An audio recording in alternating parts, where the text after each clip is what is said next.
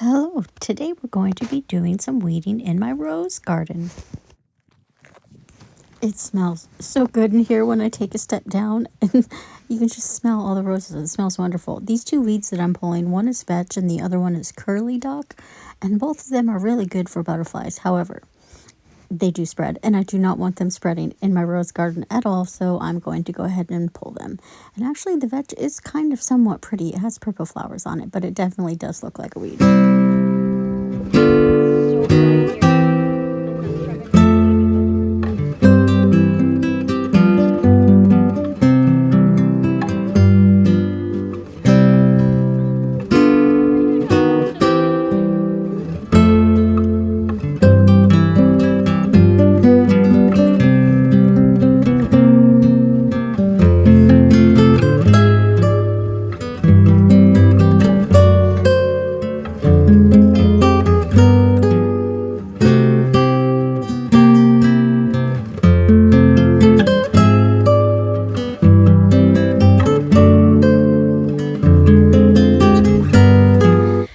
Well, it's a different day because we had a baby guinea emergency, which I'll explain while I'm weeding. So the baby guinea keet, I heard it chirping. If you don't know, guinea keets have a very distinct chirping, different than baby chicks. So I ran over to it because I wasn't the only one who heard it. My two cats, who are very good hunters, heard it as well. And I was the only one home, so I had to hurry up and try to catch the thing or try to catch the cats and put them up before they could get it. I couldn't catch the guinea keet, so I had to catch both of my cats before they got the guinea keet and put them up, which is very difficult by yourself. And then I also had to get the goats and the sheep up before they stepped on the poor little thing. More of the story while I fertilize. So we'll do some more stuff tomorrow. We'll come out and fertilize, and there are a few things I have to clean up with a big shovel and weed shovel tomorrow. I'll show you in a sec. I still have to get that blackberry briar out, but that requires a bigger shovel than I have with me, but I'm exhausted, so I'm going to do that tomorrow. It's the next day and my husband is putting more zip ties on the fence up to the arbor to help it make it a little bit more sturdy, because we are going to cut a hole through it just big enough to get the weed bin through, and I can also duck through it if I need to. The fence will still be attached where we're cutting the hole. It's not a complete hole. It's just like a little gate type of a thing. And my husband and I are looking at this and we're thinking, oh, the rose garden looks pretty right there. And I'm sure it would look much prettier if the deer didn't eat anything.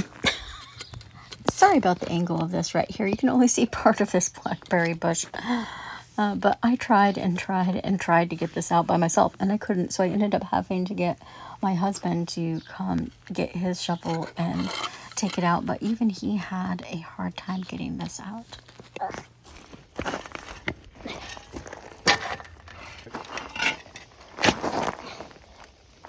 was trying to do it without not ruining that lavender bush, but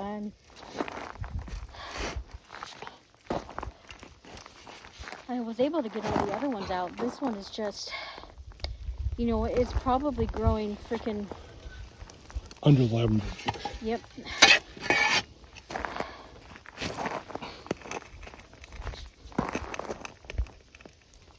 There's no way to do it without disturbing around here.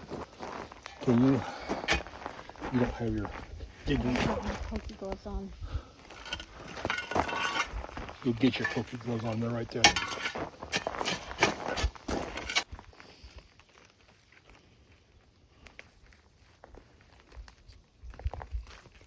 Actually, I think I got it. Now it's time to put on the fertilizer.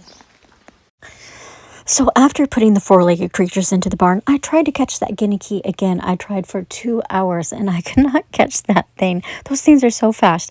Anyway, we tried to catch it later on in the evening and we tried to figure out how in the world it got out of the coop. And that's when we found that there was like a hole, like a crack between the coop door and the coop floor, just barely big enough for him to slip through. That evening, I had hope that the guinea keet found the other broody hen that was underneath the barn, because I saw him run under the barn and he was all of a sudden quiet, like he was warm and no longer cold. The next morning, we heard him chirping like he was all happy and everything, and so we assumed that he had found the other broody hen, and we didn't look too hard for him. We let the goats out a couple hours later. Sadly, I found him on the floor of the barn. He was still alive and breathing, but barely. I gave him a couple drops of water to help perk him up, which it did, and I put him immediately under his mama hen.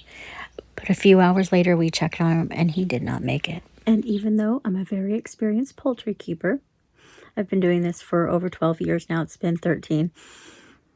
Yes, I was extremely sad and I cried for about 20 minutes.